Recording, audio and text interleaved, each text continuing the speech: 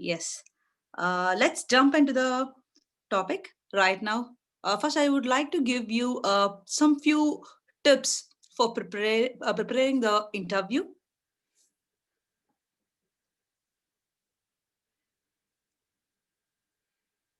Yes.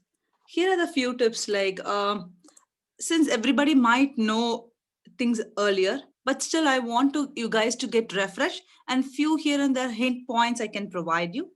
Like start by researching the company where you get in like an opportunity. Like understanding the key information about the company you are interviewing with can help you go into your interview with confidence. That's the main thing here. Spend a few hours learning about the company from as many sources as you can. Like you can say, like using company's website, social media post, and recent press releases will provide you some solid understanding of the company's goal. And yes, spend some time in Googling as well. Like how your background makes you great fit here, making some researchers as well as practice your answers to some common interview questions. Few other common interview questions would be tell about yourself, why are you interested in this role with our company. This idea is to quickly communicate who you are and what value you will bring to the company and the role. It's just your personal elevator pitch can be and making a great first impression. So don't forget little things, guys, like shine your shoes if a boys, make sure your nails are clean and tidy, both of us, and check your clothes are like without stain or pet hairs, and display a confident body language and make a smile throughout. And other thing is practice a good manners and body languages. Like be confident, accessible body language from the moment you enter the building. Make it like straight or stand at all with your shoulders back. Before the interview, take a deep breath and exhale slowly to manage the feelings of anxiety and encourage self confidence since everybody will come across this situation. And the interview should extend their hand first, guys, to initiate a handshake. And that handshake should be like firm, not like crushed the other person fingers. And look the person in eyes and smile. Other thing you have to do is you have to practice and practice well. Don't think about how you will answer certain questions. Practice looking into the mirror and answering them loud. This pre-work will help you guys, will clarify your thoughts and make you much more comfortable during the interview.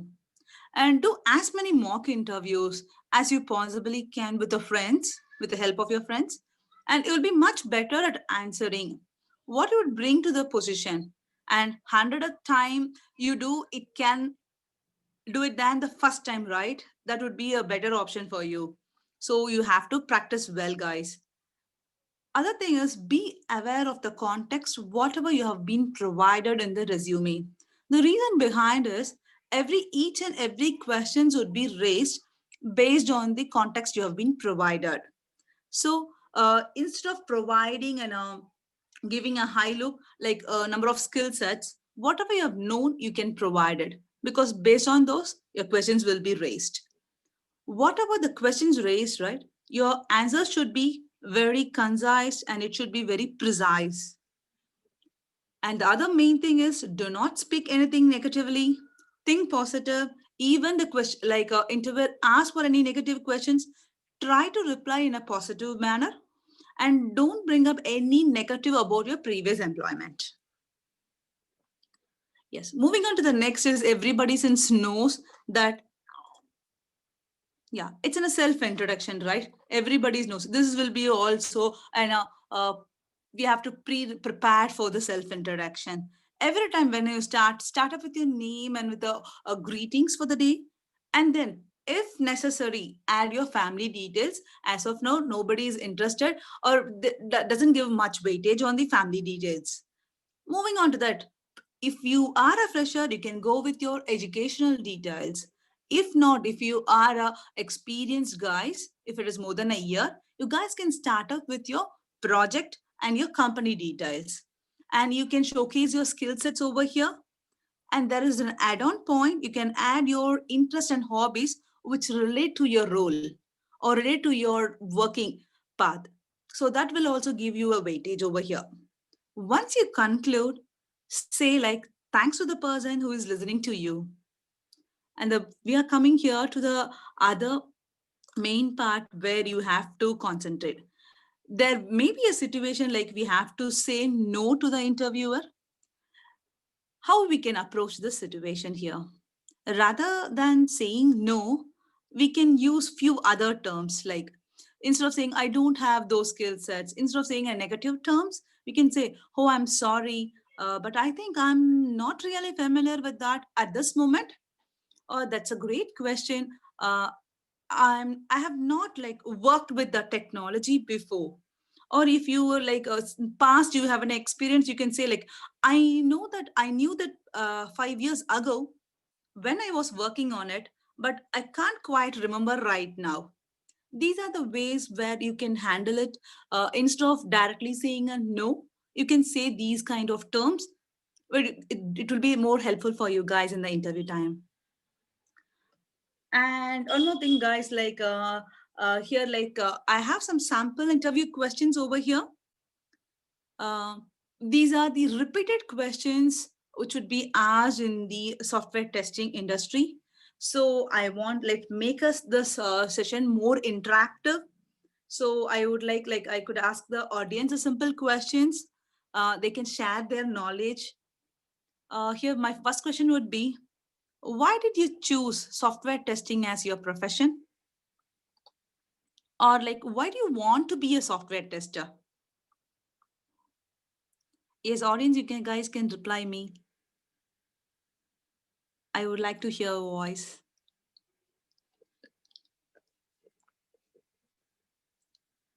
Anyone has any answers? Because I was interested from the childhood, so I would choose this profession. Okay. That's great to hear. Anyone has any other points to add on it? Okay, no worries. Let me tell you like how you can impress your interviewer the meanwhile in the interview. Here are the few reasons you should think about pursuing a software testing career. It's challenging. You can say it's a challenging job. Testing is not so easy. There are constantly like puzzles and problems to solve. The job will likely bring something everyday new things. Second, you can go for it's creative. You have to get a little innovative when testing. The process is not going to be spelled out for you, right? So, in fact, it takes a little detective work. Every time you have to, based on the projects and different criteria, acceptance criteria, you have to serve few things and you have to work. So, there would be a detective work would be there for you. And constantly learning. There's a place for you of constantly learning where you are starting to code or automate or test some different types of testing. There is always more to learn in software testing career. Plus, your work will never be stagnant as you will be continuously growing and improving your practice. Otherwise, you can like tell us like specialized skills. You can improve your specialized skills. This is not like anyone can test it, right? It requires a deep knowledge of UI and UX designs and development patterns, and practice is required for testing, thinking of different scenarios, as well as analytical and communication is also more essential here. So, not everyone will find that they have what it takes to be a tester, right? But those who find their calling are sure fall in love with it while testing. Other part I could say it's important as a tester. Every organization they require a tester. The reason behind is you are advocating the end users and making sure that they are being delivered a quality product. Without someone to find bugs before software is delivered, many business would suffering from poor reputation and unloyal customers bases. So obviously A tester becomes a major part of the organization here as well. So these are the key points where you can impress the interviewer, the reason behind why do you want to be a software tester. Moving on to the next one is like, we have usually the other question, when to stop testing? Like, how you will determine when to stop the testing? Guys, anyone has any like points to add to this? Like, whatever it may be, even if it is going to be wrong, that's fine. You can share your thoughts here. Since as your testers, when you will be stop your testing?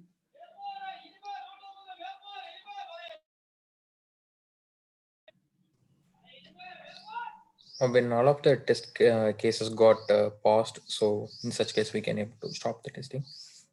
Exactly. Yes. We have some points over here where you can add those points while in the interview. Like testing deadlines has been done. The deadline is over. Like to the end date of the validation stage, also declared the closure of the validation. No critical or high priority defect remains. That time we can stop our testing. As the guys at like the test execution stops, right? Get pass percentage, test case these many pass percentage, successful completion of full cycle of test and finding bugs and fixing all those things, then the testing phase will get completed. And where do we have a good code coverage? There is also a space for we can stop testing. These are the few points where you guys can say when to stop your testing. And moving on to the next question, what are the test artifacts maintained in QC?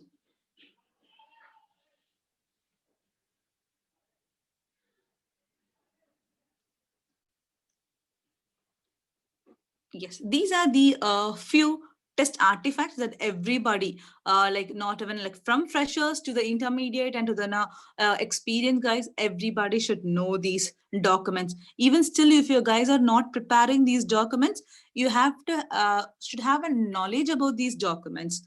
Test strategy document, test plan, test cases, test summary report, and like traceability matrix, and then some bug reports. These are the few documents are there. Like usually, like have you written a test strategy document? Like test strategy document will be prepared by test managers or leaders or senior person in the project.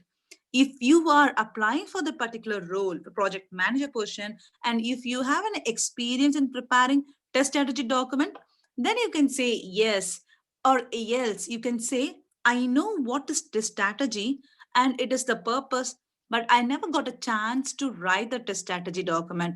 It's all about the project, what we are working, what is the scope, and who are all working, what would be the risk criteria, and these things will be covered in the test strategy document. Same way for the test plan as well. If you have an experienced guys, then you can go ahead, or else you can have the knowledge of the test plan document and just you can explain it.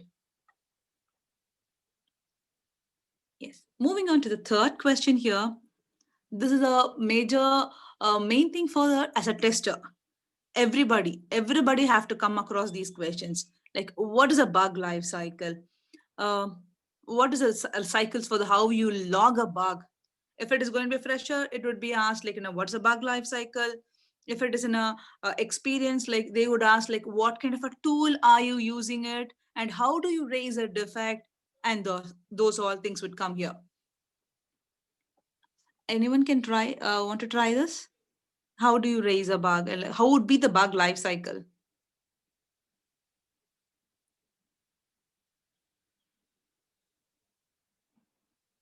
Yes.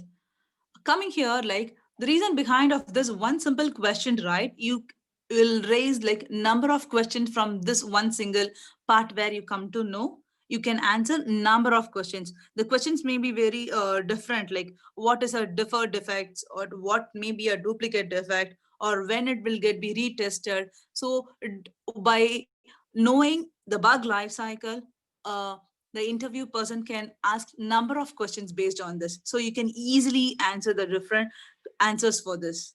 So as I hope like everybody knew this, but still I will go through how the life cycle would be.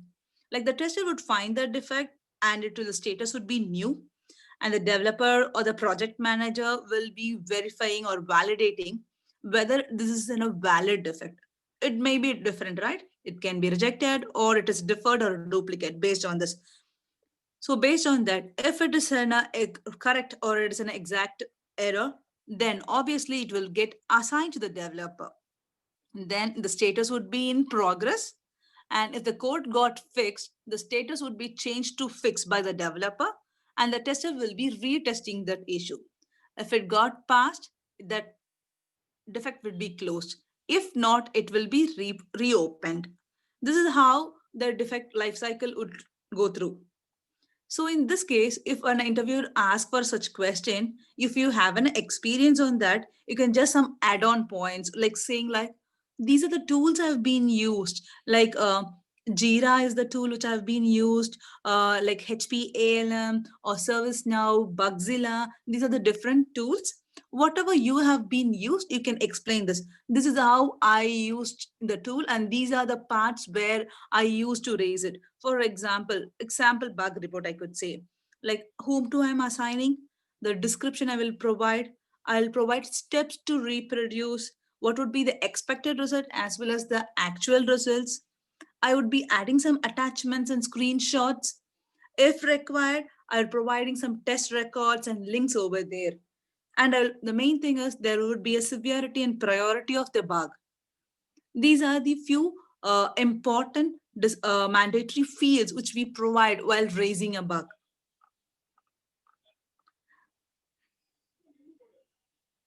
Yes. The next question I could say, it would be like scenario based question for you guys. Uh, the way how you have to think and the way you, whenever the scenario based question has been asked, the how you are going to reply for it. Every time there is a scenario based question or question is being asked, just try to provide your definition for the point and with an example. The example makes you a great sense over there and it gives you a great idea. I hope everybody might knew about software testing techniques. There are like four techniques. Still, I would like to share with you the boundary value analysis over here. For an example, if I say like enter the name and the acceptance criteria's length would be 6 to 12. The question might be given by the interviewer or else. You can take this example. Like what is boundary value analysis? It's a black box test techniques, and this sees like there are any bugs at the boundaries of input domains, and it helps in the testing value of boundaries between both valid and invalid boundary partitions. And this techniques, the boundary values are tested by the creation of the test cases for a particular input field. This is how you can just give a definition from there, and then you can jump into the example where I've been shown in the PPT, right? You can see like both covering the valid and invalid scenario. This is a major part as a tester. We have to concentrate on both valid scenario as well as invalid scenario. We can say as positive and negative coverage, where we can give a good coverage for 6 to 12. Normally, if you're going to cover it, the number of test cases is going to come. By using this technique, you can just short it down and you can have a like clear cut and give a high coverage as well. Like 6, 7, 11 would be the positive scenarios, and testing the negative scenarios less than 6 and beyond the 12. That would come under the negative testing, where you can give the high coverage as well with minimum number of test cases. This is how these techniques will be more helpful for you guys. And this plays a major role in testing as well. So you guys can expect some questions from techniques. Yeah. The other common like interview question would be regression testing and what is retesting. This can be asked very differently. What is regression and retesting? What is the difference between regression and retesting as well? So anyone want can reply like say what is regression or what is retesting, or any examples as well? Yes. Hello. Yes, please. Yeah, hi, my name is Saran actually. I will tell you the difference between the regression and retesting. So Yes. basically, regression testing will be happening whenever the new changes has been deployed to the environment, QA environment. So due to that, we are going to perform this regression testing, stating that there were no implications due to the new changes for the old changes. Coming to the retesting, it will be a good example for defect validations. So once the developer has been fixed a bug, then we are going to retest the same functionality to verify whether the bug is fixed or not. Exactly. That's true. Thank you. Anyone has any other thoughts?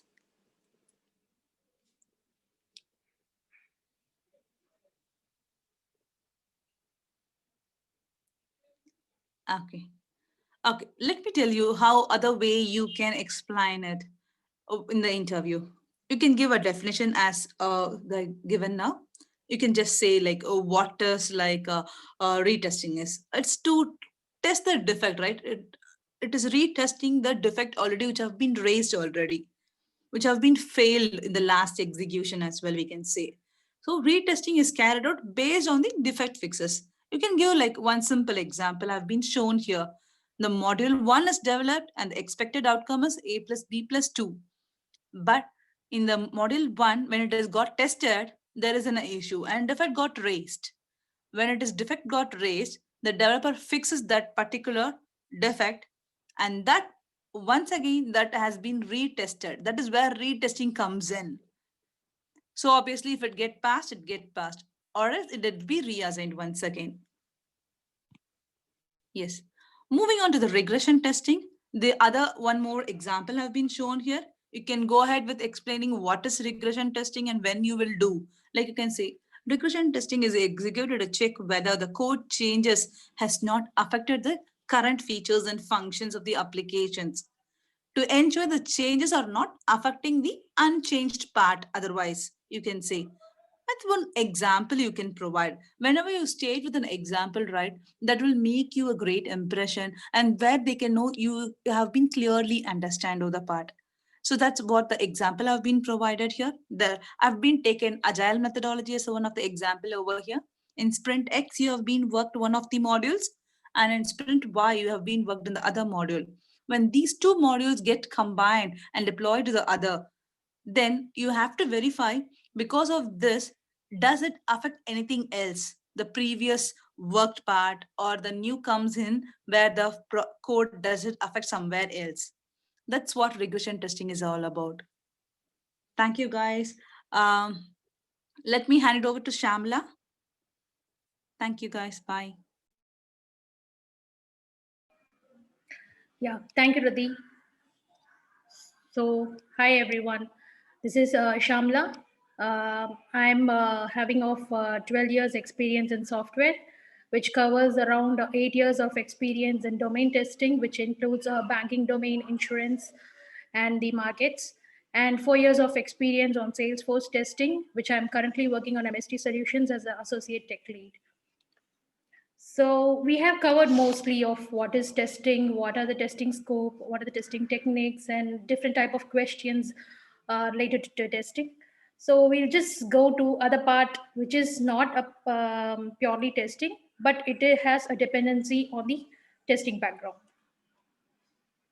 So we will cover the processes like, so we heard most of testing questions, testing interview questions, and we have some processes that needs to be maintained for a QA team or for a QA environment as a whole.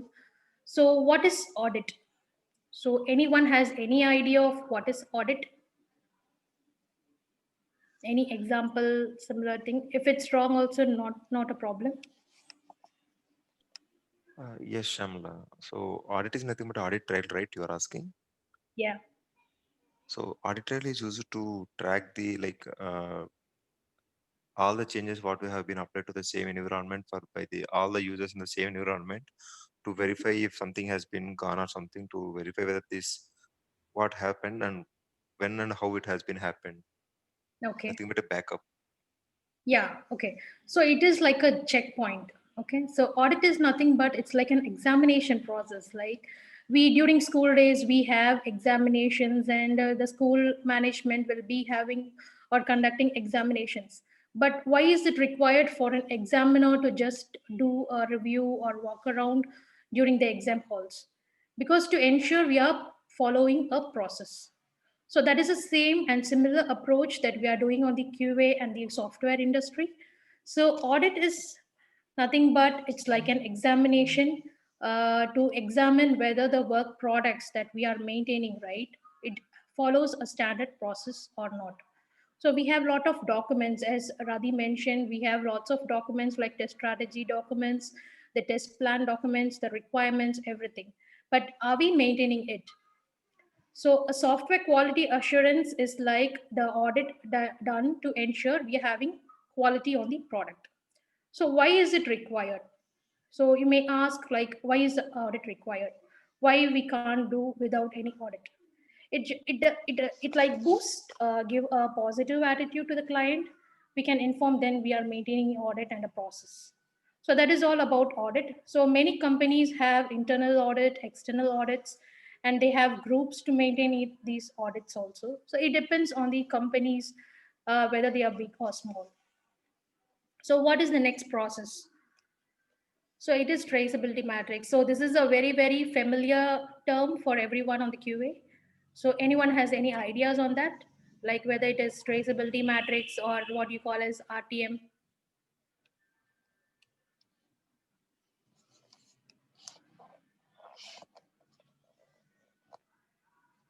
Okay. So traceability matrix is nothing but just we have to ensure all the requirements are tested or not. So we are ensuring 100% coverage. Okay, so it is developed at the start of the project. So we will map all the requirements to the test cases, and this forms the base for any project scope and deliverable. And if it is prepared, we can show it to the client that the coverage is complete and we are delivering 100% free product, which is of bug free. So traceability matrix, the document, it includes the requirement ID, the business reference ID, the FR IDs, the test case ID, and if we have any defects for that test cases, we can map it. So this mapping of all the requirement ID, the test case, and the bugs will show a clear picture that we are maintaining a document and ensuring 100% coverage is there for all the requirements that they have developed and produced so far. So this is all about traceability matrix. So if you have any questions on your interviews, right, so you can give some examples and you can just not inform them what is traceability matrix, just go over and tell them what is the traceability matrix, how it is maintained, and why it is required for a QA to maintain a traceability matrix. So these type of questions will boost up you more. It gives a positive attitude to you guys. So next is covering of requirements enough for business. So you might ask, we are paying and we are getting paid from the clients. So they give us the requirements and we work for it. So does the coverage of requirements is all enough? Or can we do something extra for the client to make them more happy and happy for it? So what can be, apart from the covering of requirements, what can we do for the client to satisfy them?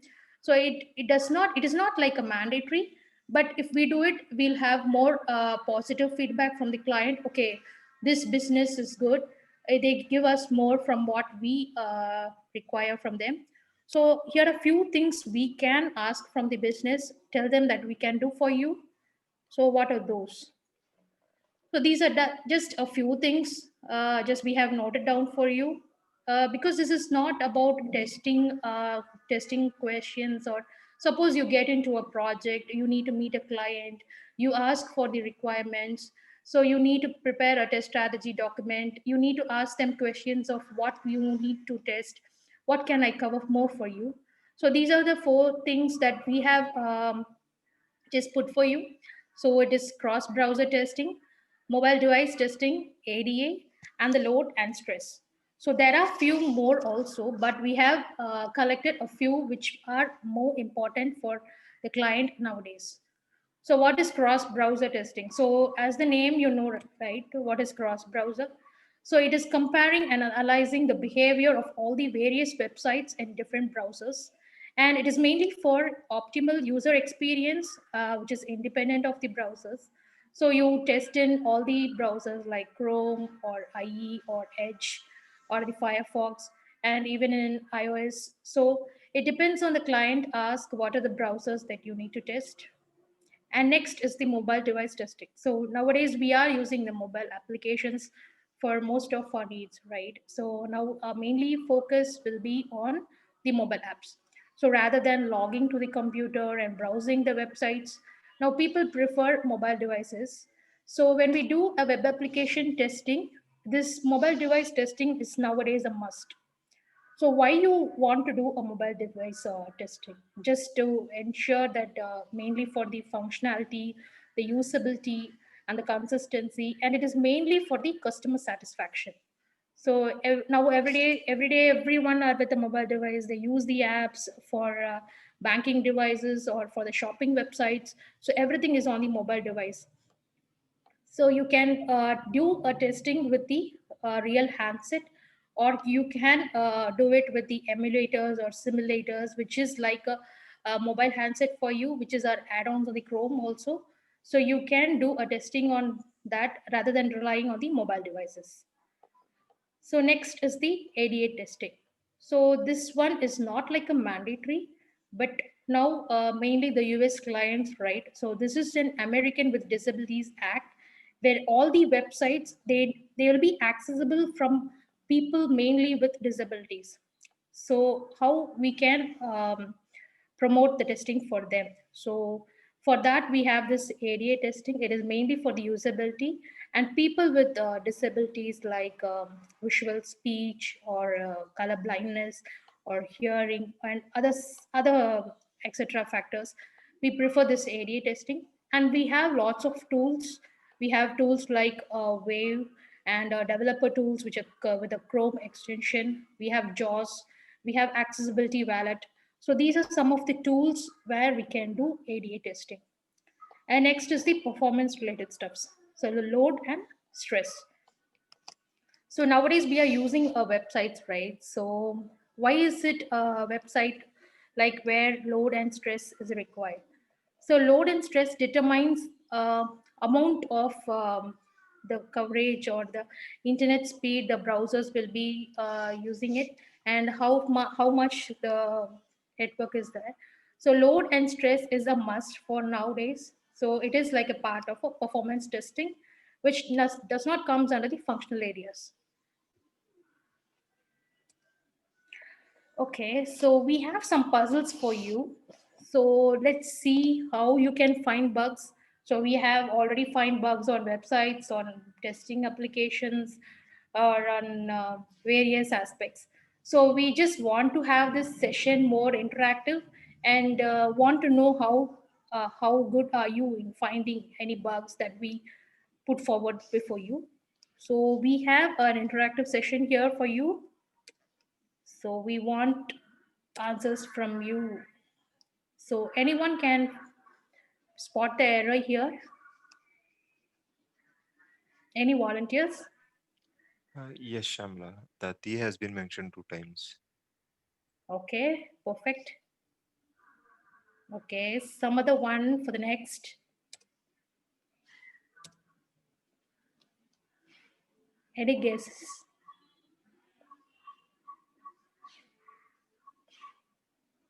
Okay, 9 numbers. 9 10. numbers. 10 is missing. Yeah, number 10 Okay. missing. It's missing, and 9 they have mentioned twice. Okay. Yes.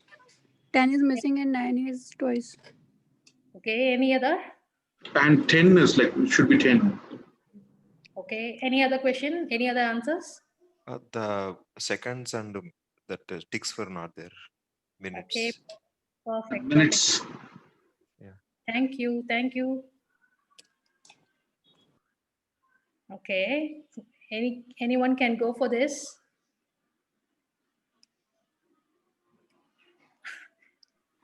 Yeah, like he used to fish the fish with a fishing rod. Instead, he's doing with the hand one, right? Yes. This is not a fishing rod here. Okay. You have one more thing here. Anyone? Missing boat drive He's drive not set. driving the boat. Yes, Okay. drive set is missing. Answers are really weird, guys, because I'm getting various answers, so that is really good. Okay, can I give a clue? It is all about the fish. Fish is It's not dead. a fish actually, it's a dolphin or something. Okay, The fish is dead. Actually, it should be like live when we're catching.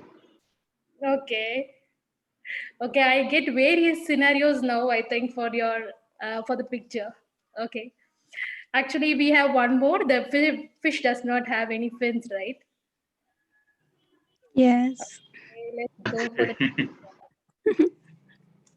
I didn't get you, Shamala. Can you repeat? The fish does not have any fins. It does have only the tail.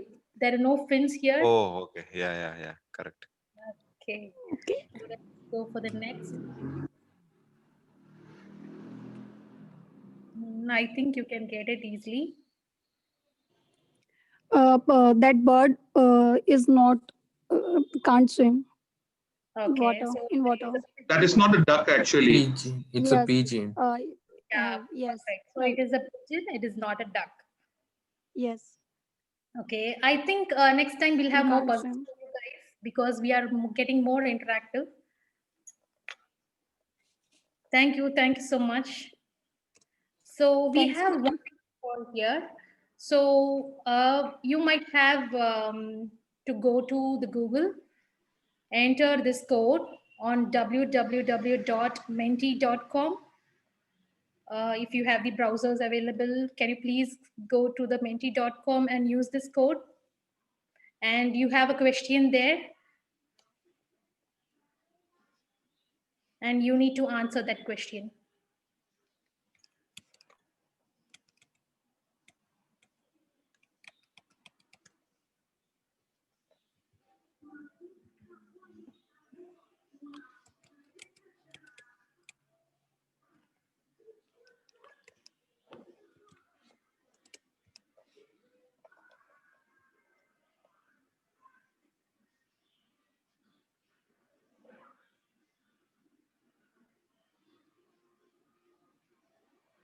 Can you guys see the question there?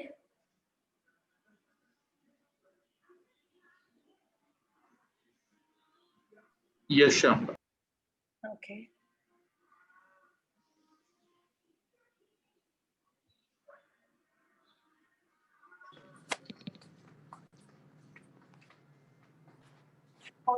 Link in the chat.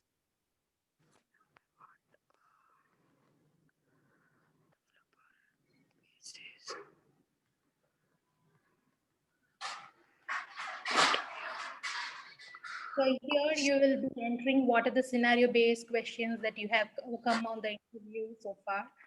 So I'm getting answers here. So I'll give you 1 more minute time to enter your answers.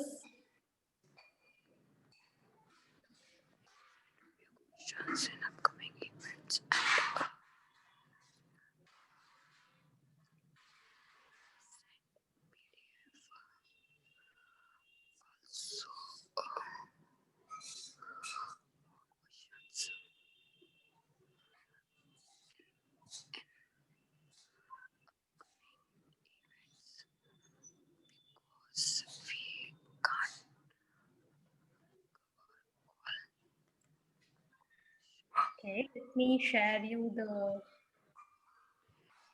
site as well.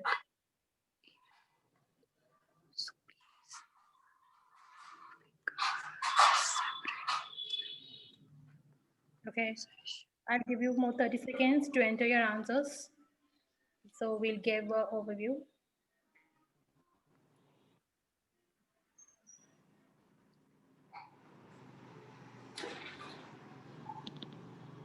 So I got questions like how does a TV remote work on scenario-based test cases for pen, water bottle. Yes, ma'am. Done, ma'am. Thank you.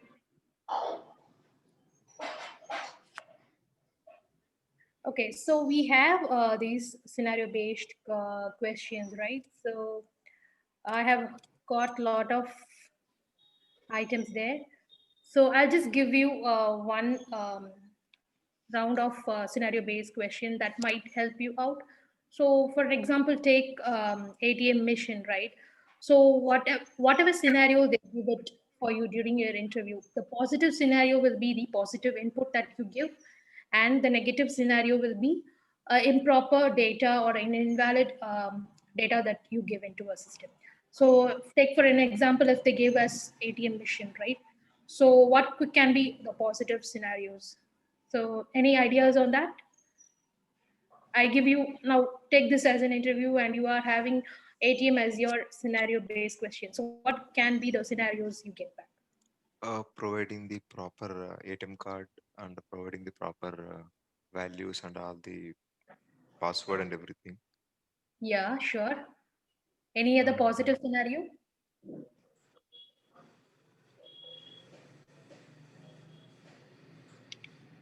The machine should be working, ATM machine. Okay, perfect. Okay, any negative scenario? Can you give a try? So negative scenarios is like we can able to provide the paisa instead of rupees. That is the one. And Okay. instead of providing the correct password, we are providing wrong password. Okay. And instead of providing the ATM card, we can provide some kind of PAN card or anything which is like looks like a same set of size dimensions. So that it will not work. Thank you. Thank you for your answers. So, like as he said, right? So these are positive scenarios. We get whenever we get a scenario, right? Numerous of positive scenarios will pitch in. But when we go for negative scenarios, we'll be very much searching for it. So brush up your mind, like have that concept. What is positive scenario and what is negative scenario? Do various combination of analysis of whatever scenario they gave on an interview. You need to be very much confident on what you're answering, and be comfortable and have a positive attitude within you whenever you answer any questions, be it for scenario or any question that matters. So you should have 100% confidence that my answer is correct. So when you develop that attitude within you, you just can freeze and clear any interview that come in place with you. So like he said, like yes, so giving a positive or a correct pin number, correct card, so enter whether it is a savings account or a current account, enter all your details as perfect. So what comes on the negative scenario? So incorrect pin, and the when it has like the denominations should be on 500 and hundreds and 200s, and when you enter something beyond that. So these are some of the negative scenarios. And when they ask to link the non-functional or performance testing with the scenario that they give, right? So understand the term of performance, so load and stress. So when you give lots of amount, so this machine will have to get and fetch all the details and give the enough amount, so there might be insufficient funds. So interlinkage everything and give the best answer that you have. And another part of scenario questions is that everyone commonly use on websites, right? So we have the banking website. So nowadays everyone are using the interbanking website. So when you enter a card number, so what is the positive scenario you have to enter your card number, your date of birth, your CVV, and the expiry date. So when you give an input data, proper input data for everything, then you get a positive scenario. So what can be the negative scenario? So the card number, so this number of digits only it can accept, and it cannot accept more than that. So that will be one of the negative scenario. The date of birth, the calendar year should not be like, it should not be 2222. So the month should be within 12. And when you give incorrect on your CVV, so it should be within 3, and it should not accept alphabets. So these are the common scenario based questions that we just wanted to guide you through, so it can help you out on your interviews. So we have the reference links put forward for you on whatever we have covered so far. You just can go and browse on that and get more information and details on what we have covered so far. So we hope we have done this session good. And any questions for you guys? Do you have any question and answers for us?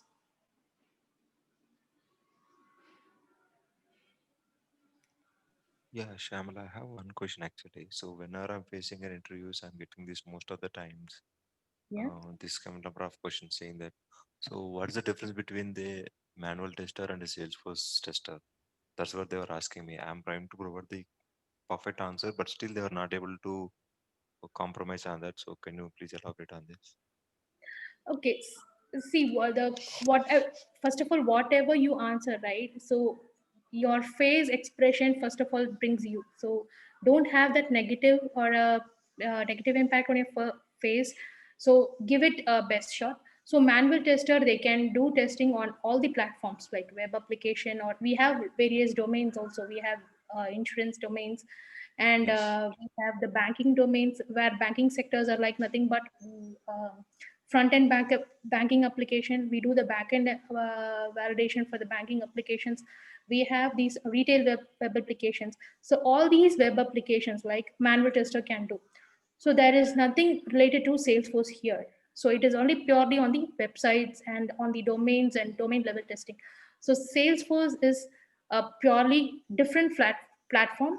So this manual testing is different and the Salesforce is different. So we have the next session where our team member will be taking on what you have for Salesforce testing, and as a manual tester, what can you contribute on Salesforce, and what is the major difference there, and what are the testers will be doing on Salesforce platforms. So Salesforce is a complete platform, but we have a linkage from the website to Salesforce. Yeah, sure. So Yeah, a manual tester can be a Salesforce tester. correct. Okay. So we are testing the websites. We are doing lots of testing on website, but whatever we test on the websites will have a linkage on the Salesforce. So the values what we give on the website should have a mapping to the Salesforce. So we have to validate, do all the validations on the Salesforce as well. So that we are being treated as a Salesforce tester. Okay, so Got you it. have more clarity on the next session where Yeah, sure. Got it. Yeah. will be handling. So this is just an overview, how you can differentiate between a manual tester and a Salesforce tester. Okay. So And manual last one tester, more question. yeah. Like Like, Saran, I can add you one more point over here for your question yeah. with Shamla. You can say or explain like as a tester, you can be like testing all the environments or all the softwares, right? When it comes for Salesforce particularly, you can say it is a CRM where you will be testing particularly on the configuration side and customization part. As a tester, you should aware of those things as well. Yes. That would be the main point Salesforce. you can, Yeah, exactly. yes, Yeah, I have mentioned the you same can thing keep that just that. point on that. Yeah, I have mentioned the same thing, saying that Salesforce person you can able to work particularly on the Salesforce multiple clouds and customization and then configuration entirely in and out of the Salesforce functionality. But I'm just Exactly. trying to understand, like, do you have any kind of separate points or something No, apart from tester, this? I Might don't hope be. feel that tester will not, even a Salesforce tester, they can only work only on Salesforce, not like that. Because a tester can work on No, no, all no. the Primarily they work tools on and Salesforce. That's what I meant. yeah, really. The thing we can say, they morely know about the CRM, the customization Yes, part or the configuration part as well. exactly. Yeah, thank you, Jess. And how the future for manual testing, like in growing, coming for next 5 years or 10 years? Just trying to understand. I hope there is a good booming industry for manual tester till the end. The reason behind is without manual testing, there won't be any scope for the next thing. That would be the baseline for you guys. So in that there are number of things in the booming markets coming like exploratory testing or like the continuous integration testings with the DevOps, IoT. It comes in, but the basic thing it would be a manual thing. So I could say like it never goes down, but there's an opportunity like you have to learn new things. Correct. Yeah, actually, I have 12 years of experience. But when I was at the start of my career, right, when I was around 3 years or 4 years, I had the same question. I was in an organization, in a top level organization. So there was like rumors, okay, manual testing is going to go down. So that is the question that you are asking, right? Direct question. Yeah. Yeah, so Yes, that was Shamla. more we have more of automation scope nowadays. So you need to learn more of automation. But still now we can you can tell like automation is there, automation has a scope, but still manual testing will be the base. So any client Correct. will not rely 100% of quality on the automation. So quality of automation will not be there 100%. So there will be quality only on the manual testing. So it is Exactly. better to learn automation, but for any instance, manual will be the base. But for growing technology now, it is better to develop automation skill, but still everyone will rely only on manual testing. So automation is there, and when it will be in place, right? When we have lots of stuff to testing, and when there is time consuming, and we need more technologies in place, automation pitches in. On same set of repeated functionalities, then we can go for automation. Yes, obviously. So when we do a regression testing, right? So automation is mainly for regression testing. So we just can't Exactly. test the same script 100 times as a manual tester. So at that time, we have the automation in place. So client really accepts and really gets impressed when we do automation technology. But still, on quality basis, they rely on the manual testing. Yeah, automation has its own positive and negatives. Yes, yes. Same as like we can't the time consuming we do for 100 test cases is our Yes, for negative, and that will be multiple regions or something, same set of time consuming scenarios will going for this automation. yes, yes. Yeah, One got more it. thing is we are in agile methodology right now, right? That will Yes. help you more like manual since repeated changes would come in. Yeah. So where manual doesn't have really a good scope. Yes. Since continuously in real time experience, right, when we see there is a continuous changes, right? Uh, Working in automation also makes lots of cost. So in such case, a manual tester makes more effort on that. It seems to be so like we have a good scope in that area as well. I hope you guys need not to worry about that.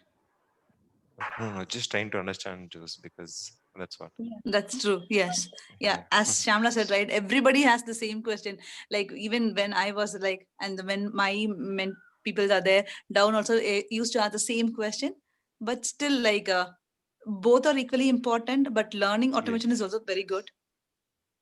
This for in terms of career wise, it will be helping for us by learning the automation. But when someone is asking me about this, what do you say when manual testing is going to come to an era? And then I used to provide the same answers. On top of this, I can say that as manual testing has their own positive and negatives, similarly, automation also have the same thing. Because a Yes, manual tester exactly. is required to become an automation tester. He needs to write his own test cases instead of writing in the local English language or something in manual, they'll be writing in their scripts or something in multiple languages. That's the only difference where the only human effort can be reduced, not completely erased. That's what I mean. Yes, exactly. It should be an added advantage. Manual plus Yes. some basic of automation that really going to help you. Yeah. Thank you, Just. Thank you, Shamla. Yeah, thank you, Saran Kumar, and thank you, Josrati and Shyamala, so for the wonderful session. So we will share the recording to you guys through the social medias or email. So thank you for joining with us. So Thank we you. have another one meetup for tomorrow for the same same